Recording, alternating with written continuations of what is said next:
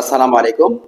সুপ্রিয় শিক্ষার্থীবৃন্দ, ষষ্ঠ শ্রেণীর গণিত বইয়ের ধারাবাহিক ভিডিও ক্লাসে আমি তোমাদের সাথে আজকের ক্লাসে আলোচনা করব তোমাদের গণিত বইয়ের বীজগণিত রাশি অধ্যায় থেকে বীজগণিত রাশির 4.1 থেকে আজকে আমি আলোচনা করছি। পাটিগণিতে আমরা সংখ্যা এবং সংখ্যার বিভিন্ন প্রয়োগ সম্পর্কে জেনেছি, জ্যামিতিতে আমরা বিভিন্ন আকৃতির সম্পর্কে জেনেছি। আজকে আমি তোমাদের সাথে আলোচনা করব গণিতের অত্যন্ত গুরুত্বপূর্ণ একটা বিষয়, বীজগণিত সম্পর্কে। বীজগণিতে মূলত আমরা অজানা রাশি বা অক্ষর প্রতীকের ব্যবহারটা করে থাকি। বীজগণিতের জনক হলো মুসা আল খওয়ারিজমি। দেখো, আলোচনা শুরুর পূর্বেই আমি তোমাদের সাথে পাটিগণিত এবং বীজগণিতের পার্থক্যটা কোথায় সেই বিষয়গুলি আলোচনা করছি। চলো শুরু করি বেসিক আলোচনা থেকে। চলো বোর্ডে যাই।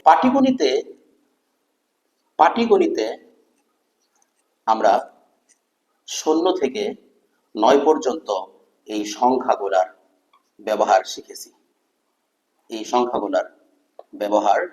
শিখেছি। বীজগণিতে আমরা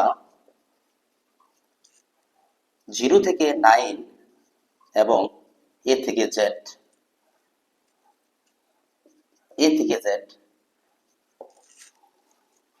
পাটিগণিতে আমরা 16 থেকে 9 পর্যন্ত যে আমাদের সংখ্যা প্রতীকগুলো রয়েছে, এগুলোর সাহায্যে আমরা বিভিন্ন সংখ্যা তৈরি এবং এর বিভিন্ন সমস্যার সমাধান করা শিখেছি। পাটিগণিত ও বীজগণিতের মূল পার্থক্য হলো এখানে অক্ষর প্রতীকের প্রয়োগ।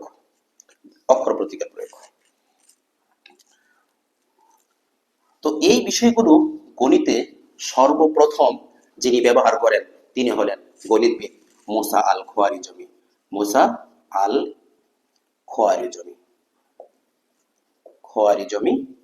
তো এই মুসা আল খওয়ারিজমিকেই বীজগণিতের জনক বলা হয়। দেখো, এ থেকে জেড পর্যন্ত যে আমরা অক্ষর প্রতীকগুলো করে থাকি, এই অক্ষর প্রতীকের মধ্যে আমরা এখানে এক্স ওয়াই জেড এই অক্ষর প্রতীকগুলো ব্যবহার করব, আর এগুলাকে বলা হয়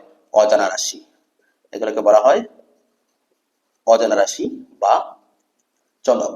এখন প্রশ্ন হলো যে আমরা এই বীজগণিতে এক্স ওয়াই জেড কে কি শুধু চলক হিসেবে ব্যবহার করব, বা এক্স ওয়াই জেড যদি কখনো না থাকে তখন এ থেকে জেড পর্যন্ত যে কোনো লেটারই, যে কোনো বর্ণই চলক হিসেবে ব্যবহার করা হয়ে থাকে যদি এক্স ওয়াই জেড না থাকে।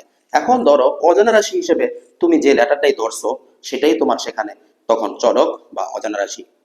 চলক কি? চলক হলো ইংরেজি হলো ভেরিয়েবল। চলকের ইংরেজি হলো ভেরিয়েবল। তো আমরা যদি সংজ্ঞা লিখি যে বীজগণিতে ব্যবহৃত অজানা রাশি বা অক্ষর প্রতীককে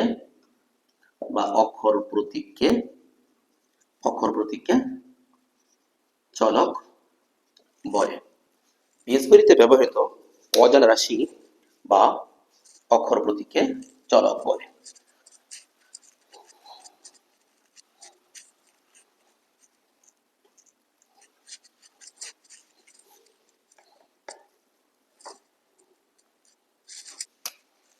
চলকের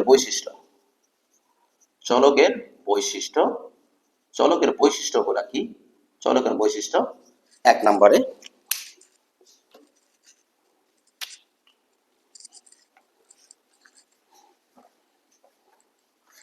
চলক এমন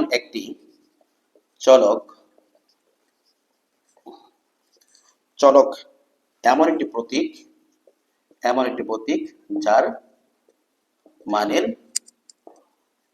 পরিবর্তন হয়। 2 নম্বরে চলকের মান নির্দিষ্ট নয়।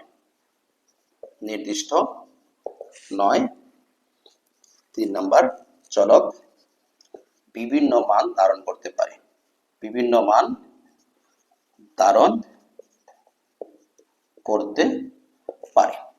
তাহলে দেখো আমরা কি শিখলাম।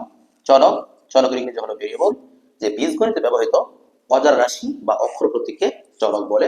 চলকের বৈশিষ্ট্যগুলো কি? যে চলক এমন একটি প্রতীক যার মানের পরিবর্তন হয় চলকের মান নির্দিষ্ট নয় এবং চলক বিভিন্ন মান ধারণ করতে পারে। এখন ধরো, যেমন আমি যদি বলি যে আমার কাছে কিছু সংখ্যক আপেল আছে, আমার কাছে কিছু সংখ্যক আপেল আছে। এখন এইখানে এই যে কিছু সংখ্যক, এই কিছু সংখ্যক দিয়ে কি কোনো নির্দিষ্ট কোনো কিছু কি বোঝাচ্ছে? নির্দিষ্ট করে কোনো মান প্রকাশ করতেছে না। ধরো আমি বললাম আমার কাছে এক্সটি আপেল আছে, তাহলে এখন এক্স এর মান যদি 5 হয়, তাহলে এখানে আমার কাছে 5টি আপেল আছে। যদি বলি যে এক্স এর মান 10, তাহলে আমার কাছে এই 10টি বা 10টি আপেল আছে। এখন এই চলকের এক্স এর পরিবর্তে আমরা অন্য কোনো মান কি ব্যবহার করতে পারি? অন্য কোনো অক্ষর প্রতীক, অন্য কোনো অক্ষর প্রতীককে আমরা ব্যবহার করতে পারি। হ্যাঁ, চলক এক্স এর পরিবর্তে ওয়াই বা ওয়াই এর পরিবর্তে জেডও কিন্তু আমরা ব্যবহার করতে পারি। এই হলো আমাদের চলক। দেখো, এরপরে আমি যে বিষয় নিয়ে তোমাদের সাথে কথা বলছি সেটা হলো প্রক্রিয়া চিহ্ন। সেটা হলো প্রক্রিয়া চিহ্ন। প্রক্রিয়া চিহ্ন পাটিগণিতে, পাটিগণিতে আমরা এই প্রক্রিয়া চিহ্নগুলো পড়ে আসছি: যোগ, যোগ, বিয়োগ, যোগ, বিয়োগ, গুণ, ভাগ। এখন বীজগণিতে গুণ, ভাগ। এখন বীজগণিতে এটাকে আমরা, এই যোগকে আমরা বলবো প্লাস, বিয়োগকে বলবো মাইনাস, গুণকে বলবো into, or dot, or multiplication, multiplication, আর ভাগকে আমরা বলি ডিভিশন। এখানে দেখো আমরা এটা বীজগণিতের পাটিগণিত প্রক্রিয়া চিহ্ন আমরা এখানে দেখতে পাচ্ছি 4টি এবং বীজগণিত প্রক্রিয়া চিহ্ন 4টি। তাহলে আমরা কি শিখলাম? বীজগণিতের প্রক্রিয়া চিহ্ন কয়টি? 4টি। আমরা এবার এর প্রয়োগ শিখব।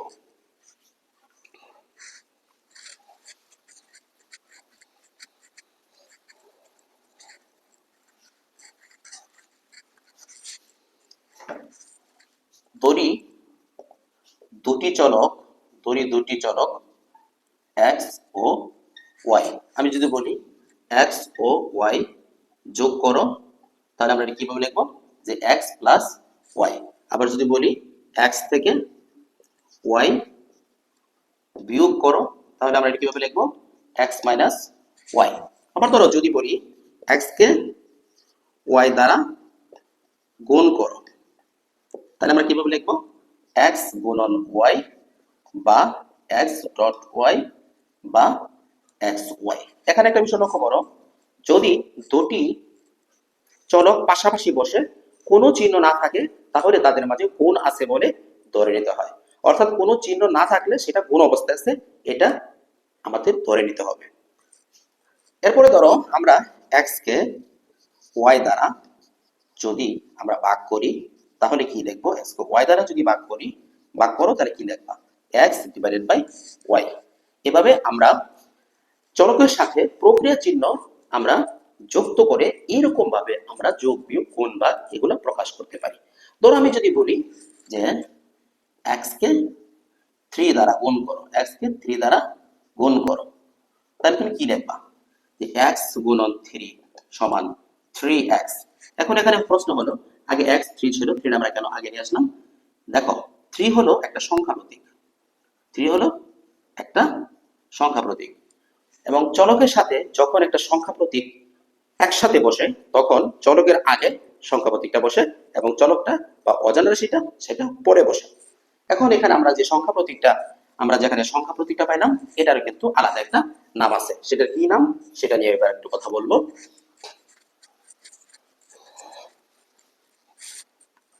যে যে সংখ্যা প্রতীকগুলো ব্যবহার করা হয়ে থাকে, এটার নাম হলো সহগ। এটার নাম হলো সহগ। সহগ ইংরেজি হলো কো এফি সিইএনটি।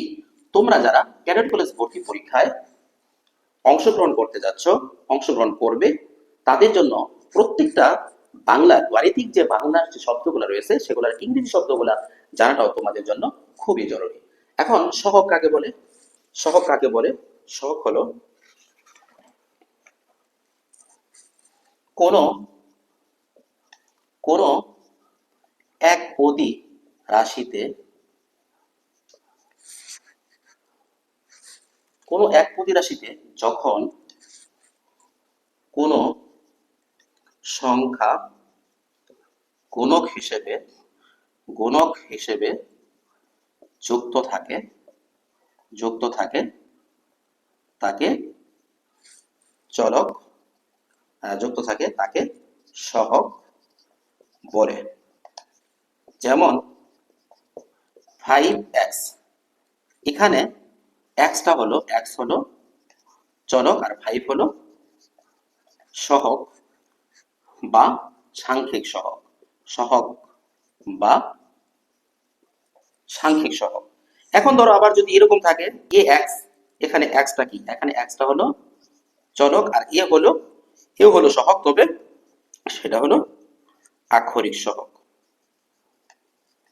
তাহলে সহগ আমরা দুই ধরনের সহগের ব্যবহার দেখতেছি, একটা হলো সাংখ্যিক সহগ আর একটা হলো আক্ষরিক সহগ। কোন সংখ্যা যখন চলকের সাথে কোনো গুণক হিসেবে যুক্ত থাকে তখন সেটাকে বলে সাংখ্যিক সহগ, এবং যখন কোনো অক্ষর যুক্ত থাকে তখন সেটা, যেমন এ থেকে জেড পর্যন্ত, এখন চলকটা যদি নির্দিষ্ট করে দেওয়া হয়, ওই চলক ব্যতীত বাকি যেটা থাকবে সেটা হলো, অর্থাৎ লেটারগুলির মধ্যে সেগুলো হলো আক্ষরিক সহগ।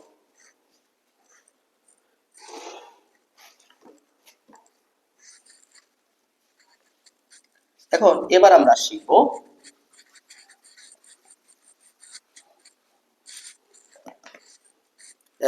শিখব বীজগণিতীয় রাশি। বীজগণিতীয় রাশি ও পদ। বীজগণিত রাশি হলো অ্যালজেব্রিক এক্সপ্রেশন এবং পদের ইংরেজি হলো টার্মস। কারণ অ্যালজেব্রিক এক্সপ্রেশন বা বীজগণিত রাশি কাকে বলে? এতক্ষণ আমরা যা পড়লাম, অর্থাৎ চলক, সহগ এবং প্রক্রিয়া চিহ্ন, এগুলোর অর্থবোধক সংযোগ বা বিন্যাসই হলো বীজগণিত রাশি। তাহলে আমরা বলতে পারি প্রক্রিয়া চিহ্ন চলক ও সহগের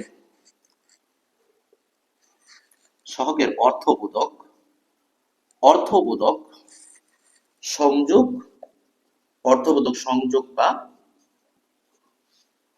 বিন্যাসকে বীজগণিতীয় রাশি বলে। কি? প্রক্রিয়া চিহ্ন চলক ও সহগের অর্থবোধক সংযোগ বা বিন্যাসকে বীজগণিতীয় রাশি বলে। যেমন আমি যদি বলি এখানে যে 3a plus 4b minus 10c গুণন 6x minus 3y plus 7z, এই যে এখানে দেখো আমাদের এই যে এখানে কিন্তু আমাদের সংখ্যা প্রতীক, তারপরে অক্ষর প্রতীক, প্রক্রিয়া চিহ্ন, তারপরে চলক, এই সহগ, এই সবগুলা একত্রে মিলিত যে রাশিটা সেটাকে বলে বীজগণিতীয় রাশি। তারপরে পদ কি? পদ বা টার্ম বীজগণিতীয় রাশির যে অংশ যোগ বা প্লাস ও মাইনাস বা বিয়োগ বা মাইনাস চিহ্ন দ্বারা যুক্ত থাকে তাকে পদ বলে। যেমন এই উপরের রাশিটাতে কয়টা পদ আছে দেখো, এই প্লাস এবং মাইনাস, এই দেখো 3a এটা একটা পদ, 4b এটা একটা পদ, এই যে tan c গুণন 6x এটা একটা পদ, 3y একটা পদ, 7z একটা পদ। মানে যোগ এবং বিয়োগ, অর্থাৎ প্লাস এবং মাইনাস চিহ্ন দ্বারা পদ যুক্ত থাকে। এখন যদি তোমার কোন একটা রাশিতে তোমাকে পদ নির্ণয় করতে বলে, তাহলে তুমি দেখবা যে কয়টা প্লাস এবং মাইনাস চিহ্ন আছে, এটা হিসাব করে এক যোগ করে দিবা, তাহলেই তুমি পদ পেয়ে যাবা। মনে রাখতে হবে তোমাদের গুণ এবং ভাগ চিহ্ন দ্বারা পদ আলাদা হয় না, পদ আলাদা হয় শুধুমাত্র যোগ এবং বিয়োগ চিহ্ন দ্বারা। আশা করি বিষয়টা বুঝতে পেরেছ। তো এই ছিল মোটামুটি আমাদের প্রাথমিক আলোচনা। এরপরে আমরা অনুশীলনীতে চলে যাব, আমরা অনুশীলনীর সমাধান করব।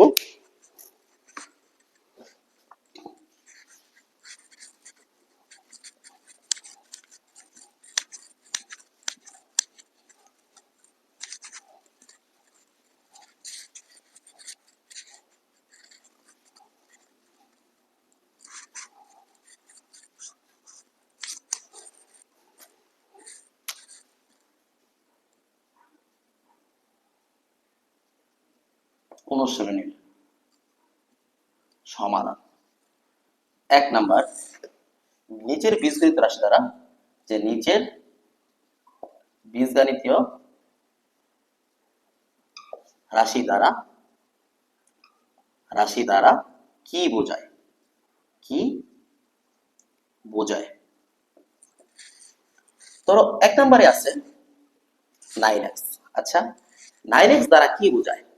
আমি একটু আগেই বলেছিলাম যে যখন একটা চলক বা একটা সহগ কিংবা একটা অক্ষর প্রতীক এবং একটা চলক পাশাপাশি শুধুমাত্র কোনো চিহ্ন ছাড়া যুক্ত থাকে, তখন তাদের মাঝে গুণ চিহ্ন আছে বলে আমরা ধরে নিই।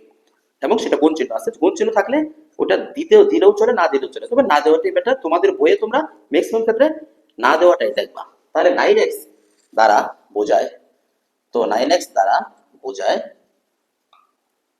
বুঝলে খেয়াল করো যে 9x সমান 9 গুণন x, অর্থাৎ x এর 9 গুণ, এটা বোঝায়। তো 2 নম্বরে আছে 5x প্লাস 3। তাহলে 5x প্লাস 3 এটা দ্বারা বোঝায় কি? এটা দ্বারা বোঝায় যে x এর 5 গুণের সাথে 3 যোগ। তোমরা মনে রাখবা, যদি প্লাস থাকে তাহলে সেটা সাথে হয়, মানে যোগ হয়। যোগ থাকলে সেটা আমরা ভাষাটা বলবো সাথে, এবং বিয়োগ থাকলে বলবো থেকে। 3 নাম্বারে আছে 3a প্লাস 4b। এটা দ্বারা কি বোঝায়? এটা দ্বারা বোঝায় a এর 3 গুণের সাথে b এর 4 গুণের সমষ্টি। b এর 4 গুণের সমষ্টি। 4 নম্বরে আছে 3a গুণন b গুণন 4c।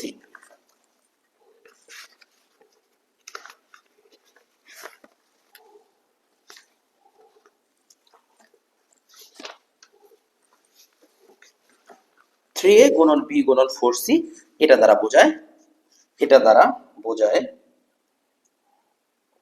a এর 3 গুণ, a এর 3 গুণ, কমা b এবং c এর, এখানে দেখো 4c মানে কি 4 গুণের, আবার এই গুণ চিহ্ন আছে, এটা দিয়ে বোঝাবে 4 গুণের গুণফল। 4 গুণের গুণফল। 4 গুণের গুণফল। এবার আমরা চলে যাচ্ছি 5 নাম্বার। এখানে 5 নাম্বারে কি আছে? 5 নাম্বারে দেখো, 5 নাম্বারে আছে 4x প্লাস 5y বাই 2। এটা দ্বারা বোঝায়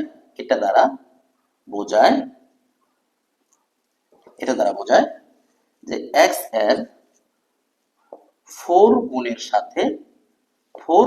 সাথে y এর 5 গুণের যোগফলকে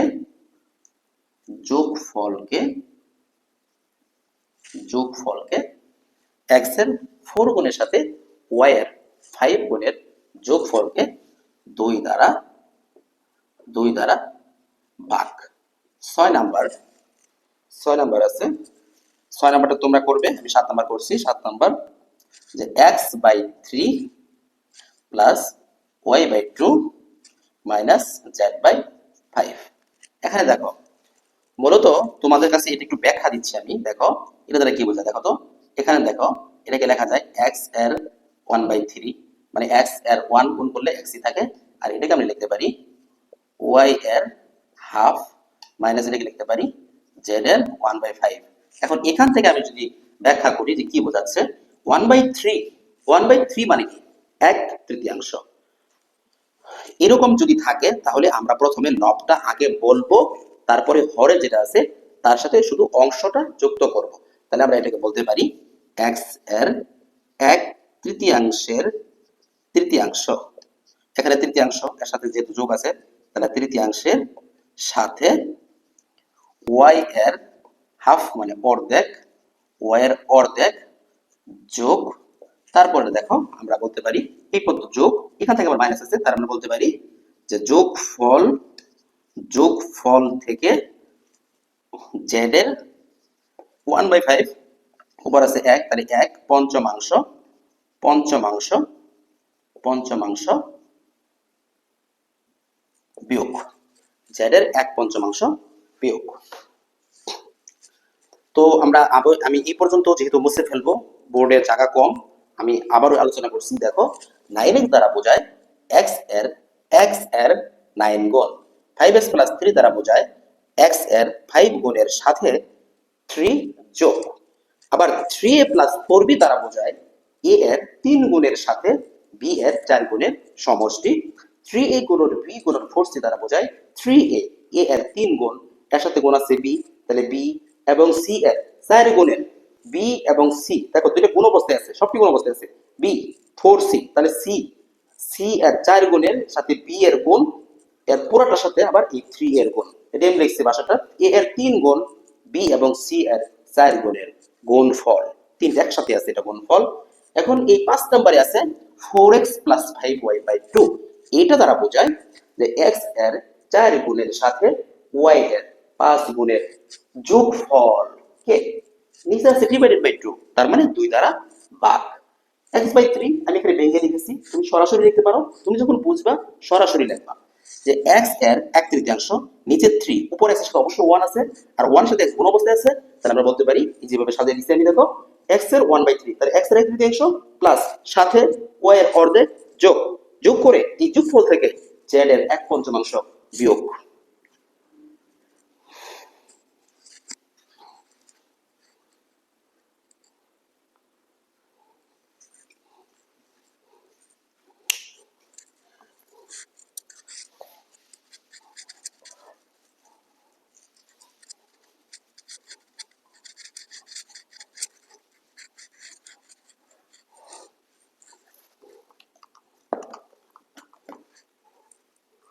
পরে আছে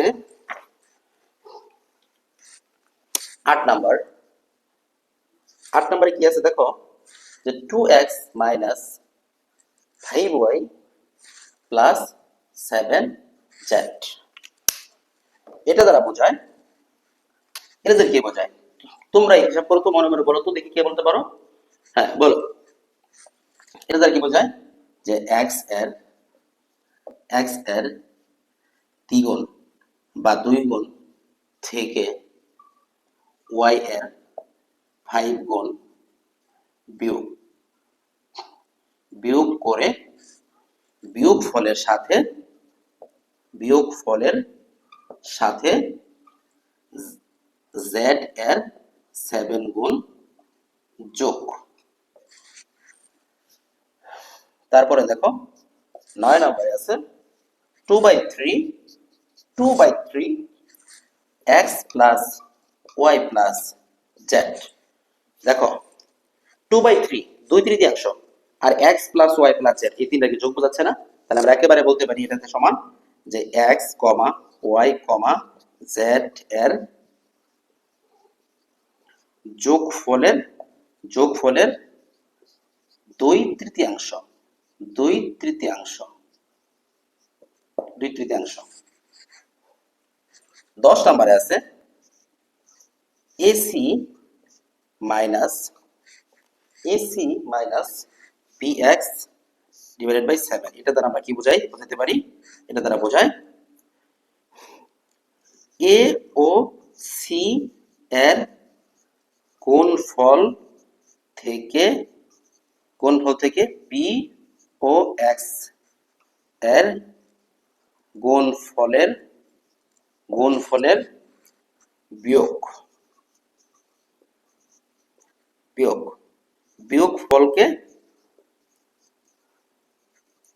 বিয়োগফলকে 7 দ্বারা ভাগ। এই ছিল আমাদের 1 নম্বরের যে 9টা প্রশ্ন, এইগুলা আমি তোমাদের সাথে এগুলা সমাধান করলাম। আমরা নেক্সটে চলে যাব 2 নাম্বার।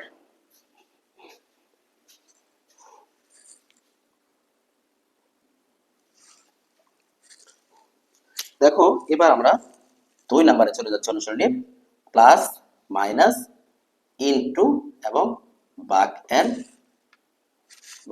এর সাহায্যে লেখো। অর্থাৎ এতক্ষণ আমরা যে আমরা যে বর্ণনা করে লিখছি, এবার বর্ণনা করে লেখা আছে এটাকে আমরা শর্ট ফর্মে লিখবো। অর্থাৎ যে অঙ্কে লেখো কথায় লেখো তোমরা যেরকম শিখছো এরকম, এতক্ষণ আমরা যখন কথায় লিখছি এবার আমরা অঙ্কে লিখবো এরকম আর কি বিষয়টা। ধরো এখানে 1 নম্বরে আছে x এর 4 গুণের সাথে y এর 5 গুণ যোগ। কি আছে প্রথম প্রশ্ন লিখতেছি আমরা x এর 4 গুণের সাথে y এর 5 গুণ যোগ। এখন দেখো তো এখানে আমরা কি লিখতে পারি, x এর 4 গুণ তাহলে কি 4x সাথে প্লাস যোগ y এর 5 গুণ তাহলে 5y। একইভাবে 2 নাম্বারটা আমরা লিখতে পারি, আছে a এর দ্বিগুণ থেকে b বিয়োগ। a এর দ্বিগুণ কি 2a মাইনাস b বিয়োগ b। এখন 3 নাম্বারে বলছে যে একটি সংখ্যার 3 গুণের সাথে, ভালো করে খেয়াল করো, যে একটি সংখ্যার 3 গুণের সাথে অপর একটি সংখ্যার দ্বিগুণ যোগ। যেহেতু এখানে কোনো চলক নির্দিষ্ট করে বলা নেই, তাহলে আমাদেরকে ধরে নিতে হবে মনে করি, এটা যদি সরাসরি লেখো তাহলে কিন্তু হবে না। মনে করি একটি সংখ্যা x অপর সংখ্যা y, তাহলে অতএব প্রশ্ন মতে রাশিটি বা নির্ণয় রাশি কি হবে, রাশিটি হলো 3 গুণের সাথে, তাহলে 3x প্লাস অপরের সংখ্যার দ্বিগুণ তাহলে 2y যোগ করো। 3 এবং 4 নম্বরে গিয়া এরকমই প্রশ্ন, একই সংখ্যা 4 গুণ থেকে আবার সেম মনে করি সংখ্যা দুটি x ও y, তাহলে নির্ণয় রাশিটা কি হবে, নির্ণয় রাশি কি বলছে যে একটি সংখ্যার 4 গুণ থেকে একটি সংখ্যা x, তাহলে x এর 4 গুণ 4x থেকে অপরের সংখ্যার 3 গুণ মাইনাস অপরের সংখ্যার 3 গুণ তাহলে 3y বিয়োগ। তারপরে 5 নম্বরে আছে যে a থেকে b এর বিয়োগফলকে, অর্থাৎ a মাইনাস b, a ও b এর যোগফল দ্বারা ভাগ, তাহলে ভাগ a প্লাস b, তাহলে a ও b এর যোগফল কি প্লাস b এবং a থেকে b এর বিয়োগফল কি a মাইনাস b। তারপরে আসি আমরা 6 নাম্বার, x কে y দ্বারা ভাগ, তাহলে x ভাগ y, ভাগফলের সাথে 5 যোগ তাহলে প্লাস 5। 6 নাম্বার। 7 নম্বরে কি আছে 2 কে x দ্বারা, তাহলে 2 কে x দ্বারা ভাগ করলে কি লিখি আমরা 2 ভাগ x, অর্থাৎ 2 ডিভাইডেড বাই x। তারপরে 5 কে y দ্বারা 5 ডিভাইডেড বাই y, তারপরে বলছে 3 কে z দ্বারা, তাহলে 3 ডিভাইডেড বাই z। এখন এরপর কি বলছে প্রাপ্ত ভাগফলগুলো যোগ করো, তাহলে এখানে প্লাস চিহ্ন দিয়ে দাও তো হয়ে গেল।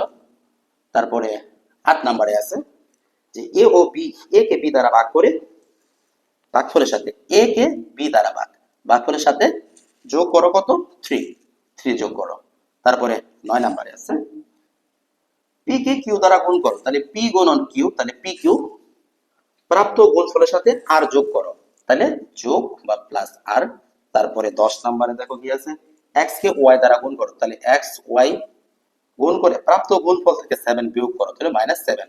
এই ছিল আমাদের 2 নম্বরের, অর্থাৎ প্লাস মাইনাস ইনটু এবং ডিভিশনের সাহায্যে যে এই চিহ্নগুলোর সাহায্যে লেখা। 1 নম্বরে ছিল a এর 4 গুণের সাথে y এর 5 গুণ যোগ, তাহলে 4x 5y। তারপরে 2 নম্বরে ছিল a এর দ্বিগুণ থেকে 2a, a এর দ্বিগুণ থেকে b বিয়োগ। তারপরে বলছিল একটি সংখ্যার 3 গুণের সাথে অপরটি সংখ্যার 2 গুণ যোগ করো। একটি সংখ্যা x এবং অপরটি সংখ্যা আমরা ধরলাম y, তাহলে 3 গুণ তাহলে 3x প্লাস অপরটি সংখ্যার 2 গুণ 2y সাথে যোগ করো, তাহলে প্লাস। আবার আরেকটা বলছে যে একটি সংখ্যার 4 গুণ থেকে অপরটি সংখ্যার 3 গুণ বিয়োগ করো, তাহলে আমরা কি বলবো, তাহলে 4 ইনটু x, একটি সংখ্যার 4 গুণ মানে কি 4 গুণন x বিয়োগ করো মাইনাস 3 গুণ অপরটি সংখ্যা y, তাহলে 3y। আরেকটা বলছে a ও b এর বিয়োগফল, তাহলে a মাইনাস b কে a ও b এর যোগফল a প্লাস b দ্বারা ভাগ। বলছে 6 নাম্বার x কে y দ্বারা ভাগ করে ভাগফলের সাথে 5 যোগ। পরে বলছে 2 কে x দ্বারা ভাগ, 5 কে y দ্বারা ভাগ, 3 কে z দ্বারা ভাগ করে প্রাপ্ত ভাগফলগুলো এই যে যোগ করা, আমরা যোগ চিহ্ন দিয়ে দিয়েছি। 8 নাম্বার যেটা বলছে a কে b দ্বারা ভাগ করো, তাহলে a ভাগ b, এর সাথে বলছে যোগ করো 3, তাহলে প্লাস 3। পরেরটা 9 নাম্বার কি বলছে যে p কে q দ্বারা গুণ করো, তাহলে p গুণন q প্লাস r। 10 নম্বর বলছে এক্স ও ওয়াই এর গুণফল থেকে 7 বিয়োগ, তাহলে এক্স ওয়াই মাইনাস 7। আশা করি তোমরা বুঝতে পেরেছো। এবার আমি চলে যাব তোমাদের বইয়ের 3 নাম্বার অঙ্কে, যেখানে অর্থাৎ করছে যে পদ নির্ণয়।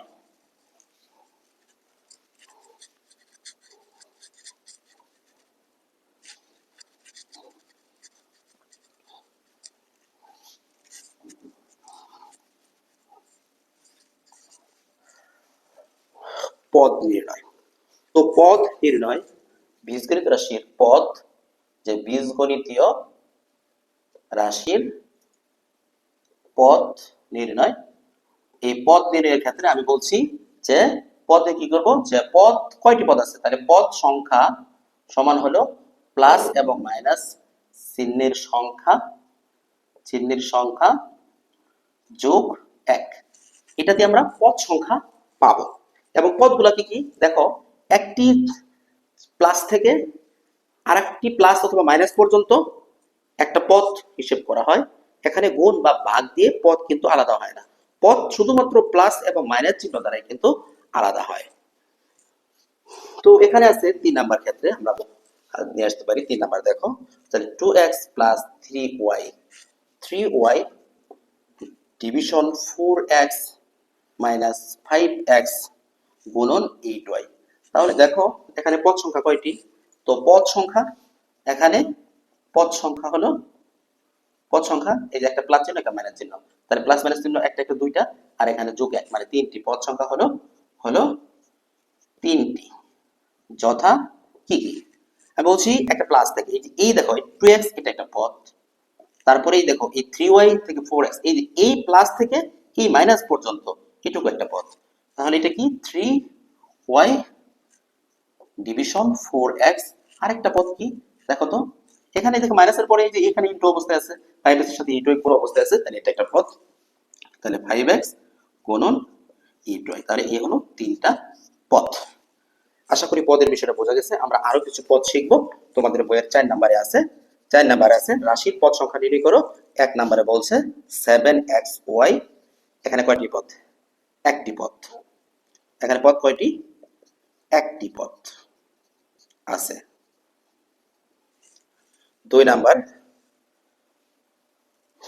2a প্লাস b, এখানে দুটি পদ আছে। এখন পদগুলা কি কি বের করতে পারবো না, আমরা শুধু পদটা নির্ণয় করি। 3 নম্বরে বলছে যে x minus 3y plus 5z। তাহলে এখানে তিনটি পদ আছে, তিনটি পদ আছে। পদগুলো হলো যথা, আমরা যদি বলি তাহলে একটা x, আরেকটা হলো 3y, আরেকটা হলো 5z।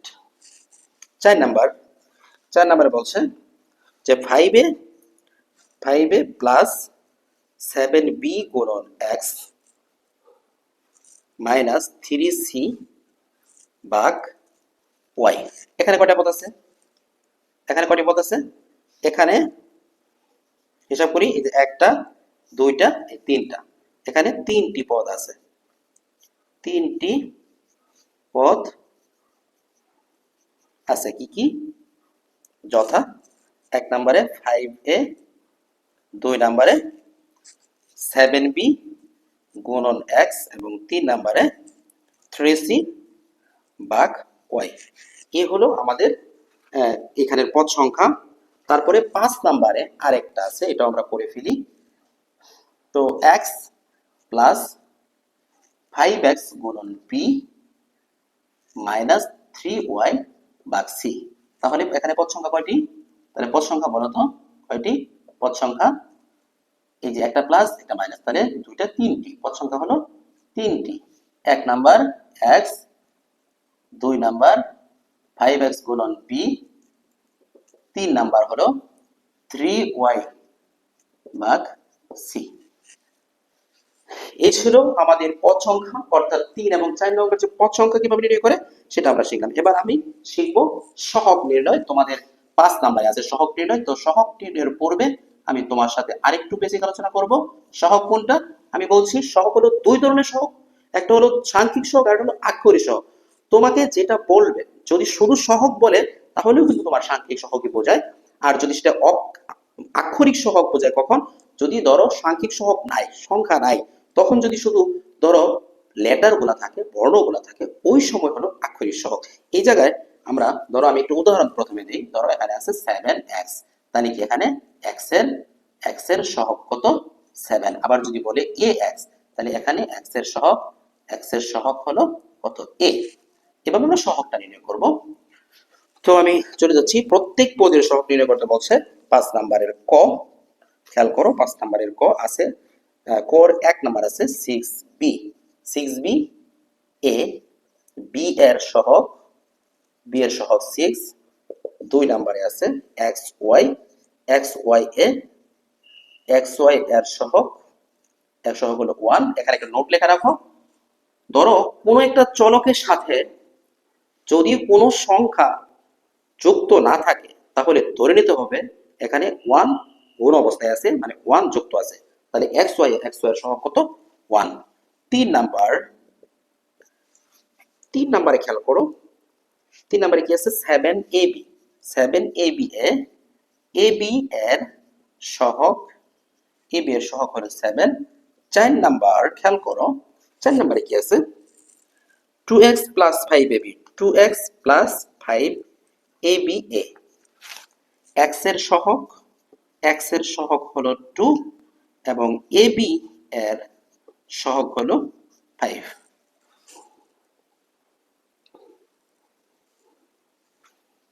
5 নাম্বারে কি আছে, যে 2x plus 8y। তাহলে 2x plus 8y, এত এ, x এর সহগ হলো 2 এবং y এর সহগ হলো 8।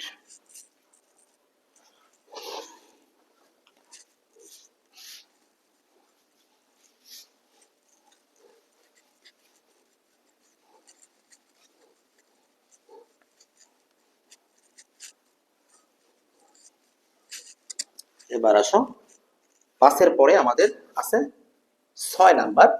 6 নাম্বারে কি আছে, 14y minus 4z। তাহলে এখানে y এর সহগ হলো 14 এবং z এর সহগ হলো 4।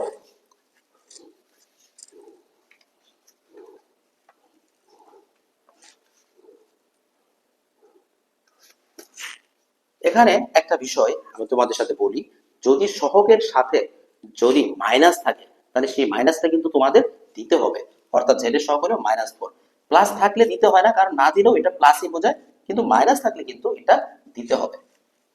তো আমাদের পড়ে আছে খ নাম্বারে আক্ষরিক সহগ। এতক্ষণ আমি তোমাদের বলছিলাম যে x এর আক্ষরিক সহগ, x এর আক্ষরিক সহগ, x এর আক্ষরিক সহগ। এখন x এর আক্ষরিক সহগটা কিভাবে নির্ণয় করব? এক নাম্বার আছে ax, এই দেখো, তাহলে ax এ x এর সহগ, x এর আক্ষরিক সহগ, x এর আক্ষরিক সহগ হলো a। আবার 2 নম্বরে বলছে যে ax plus 3। তাহলে ax plus 3, দেখো এটা হলো ধ্রুবপদ, 3 এর সাথে কোনো সহগ নাই। এখানে আমরা বলতে পারি এত a, x এর আক্ষরিক সহগ a। 3 নাম্বারে কি আছে, ax plus bz। ax plus bz, এত a, যেহেতু আমাদের x এর সহগই বের করতে বলছে, তাহলে আমরা এটাই শুধু বের করব। যদি এখানে z এর সহগ বের করতে বলতো, যদি z এর সহগ বলতো, তাহলে কি লিখতাম আমরা, z এর আক্ষরিক সহগ কি, b। যদি আমাদের এটা এখানে এই প্রশ্নে চায় নাই। 4 নাম্বার pxy, এখানে দেখো pxy a, এখানে দেখো, এখানে শুধু x এর সহগটা চাইছে, তাহলে x টা বাদ দিয়ে বাকি যা আছে তাই হলো সহগ। তাহলে x এর আক্ষরিক সহগ হলো py। এখন ধরো যদি বলতো যে y এর আক্ষরিক সহগ কত, y এর আক্ষরিক সহগ কি হইতো, y এর আক্ষরিক সহগ, এটা যদি তুমি পারতো তাহলে এটাও পারবা, তাহলে হয়তো কি px। আবার যদি বলতো p এর আক্ষরিক সহগ, তখন কিন্তু আমরা লিখতাম xy। যদি আমাদের এটা প্রশ্নে নাই, অতিরিক্ত বোঝার জন্য আমি তোমার সাথে আলোচনা করলাম। তো এবার আমরা চলে যাব আমাদের প্রশ্নের 6 নম্বরে। 6 নাম্বার, তো 6 নাম্বার আমরা প্রশ্নটা পড়ে আসি।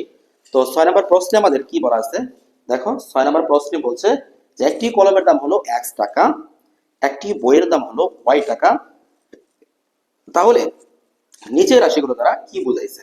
এখানে দেখো যে নিচের রাশিগুলো কি বলেছে 6 নম্বরে যে কলমের দাম একটি কলমের দাম x টাকা, একটি কলমের দাম x টাকা, বইয়ের দাম একটি বইয়ের দাম y টাকা, একটি বইয়ের দাম y টাকা। তাহলে নিচের রাশিগুলো দ্বারা কি বোঝাইছে?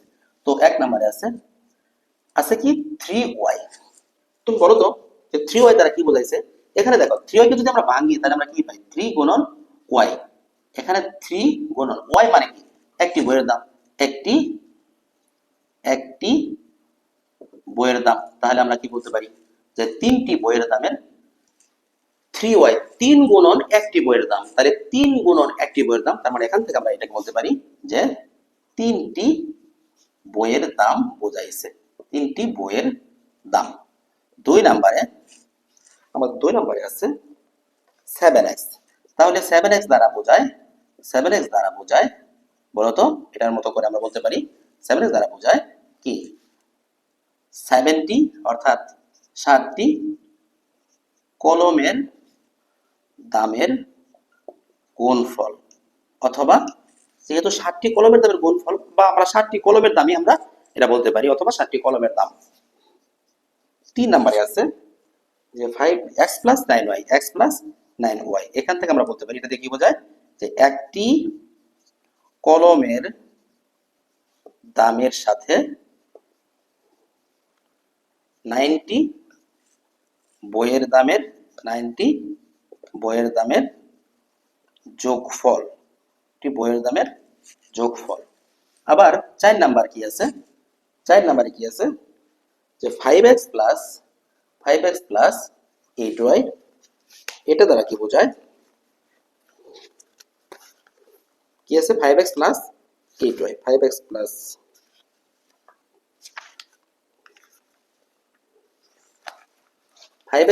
8y। এটা দ্বারা বোঝায় 5টি কলম। এটাতে আমরা বলতে পারি 5x 5টি, তাহলে কি বোঝায়? এত দ্বারা বোঝায় 5টি বা 5টি কলম ও 8টি বইয়ের দামের সমষ্টি বা যোগফল। তো তারপরে 5 নম্বরে কি আছে? 5 নম্বরে 6y + 3x। তাহলে এটা নিজে করো, আশা করি পারবা।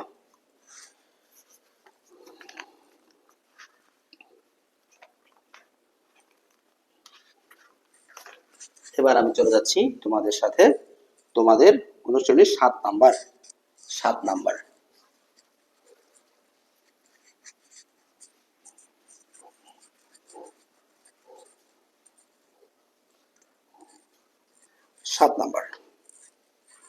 সাতের ক।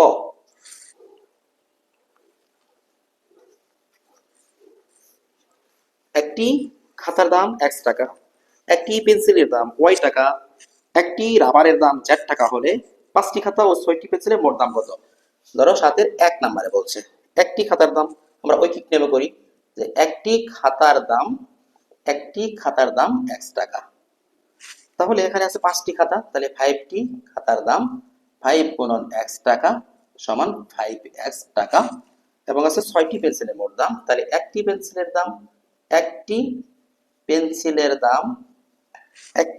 দাম y টাকা। তাহলে 6টি পেন্সিলের দাম 6 গুণন y সমান 6y টাকা বলছে মোট দাম। অতএব মোট দাম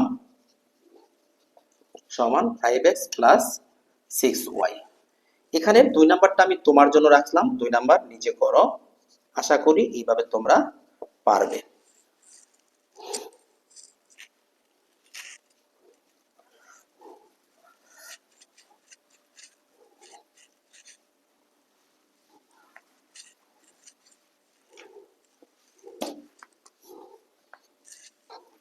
তিন নাম্বার যে 10টি খাতা, তাহলে একটি খাতার দাম x টাকা। অতএব 10টি খাতার দাম 10 গুণন x টাকা সমান 10x টাকা। তারপরে বলছে 5টি পেন্সিল, একটি পেন্সিলের দাম এটা সরাসরি ছোট করে না করে একটু বড় করে করাটা ভালো, এটা অনেক সময় মার্ক একটু বেশি থাকে এই কারণে। একটি পেন্সিলের দাম, একটি পেন্সিলের দাম হলো ওয়াই টাকা। এখানে আছে কয়টা পেন্সিল?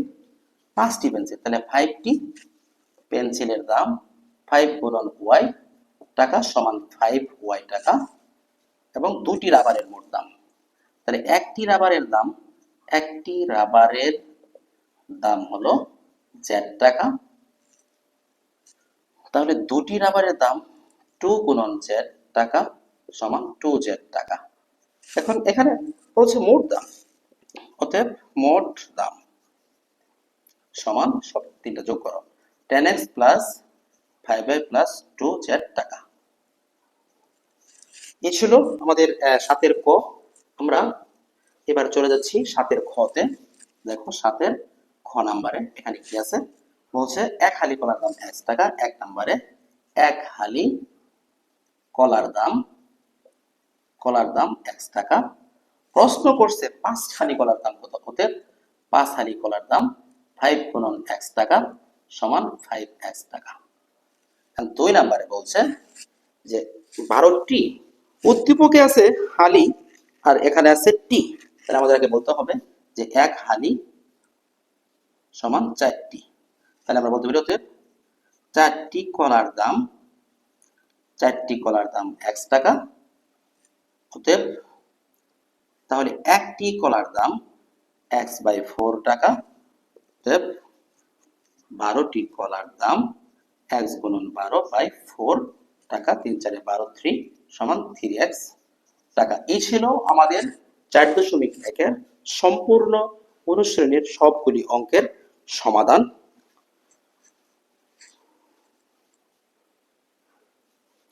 তো এই অধ্যায়ের একটা গুরুত্বপূর্ণ উদাহরণের অঙ্ক রয়েছে, সেই অঙ্কটাও আমি তোমাদের এই একই ভিডিওতে করে দিচ্ছি। দেখো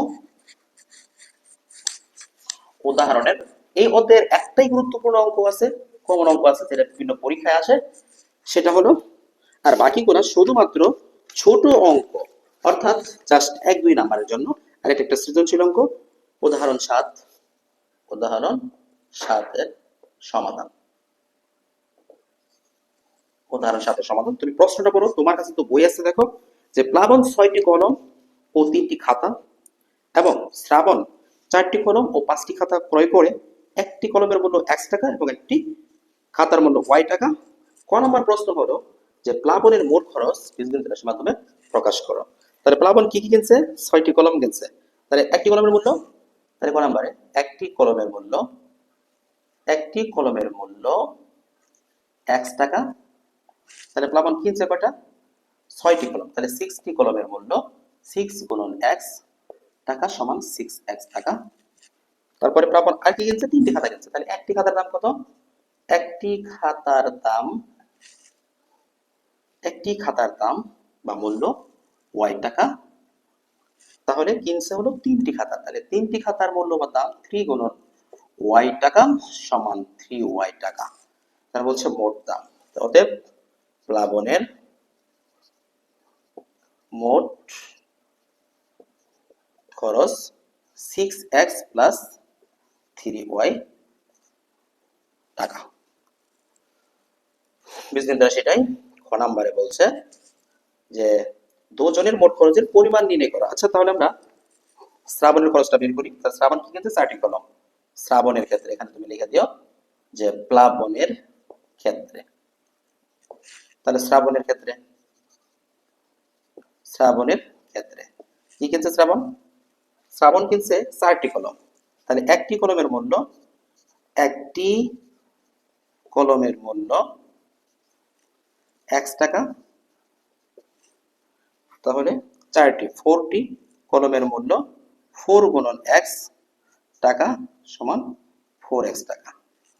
শ্রাবণ আর কি কিনছে? 5টি খাতা। তাহলে একটি খাতার মূল্য কত? একটি খাতার মূল্য y টাকা। কয়টা খাতা কিনছে? 5টি। তাহলে 5টি খাতার মূল্য 5 গুণন y টাকা সমান 5y টাকা। এখানে এটার মোট খরচ, তাহলে শ্রাবণের মোট খরচ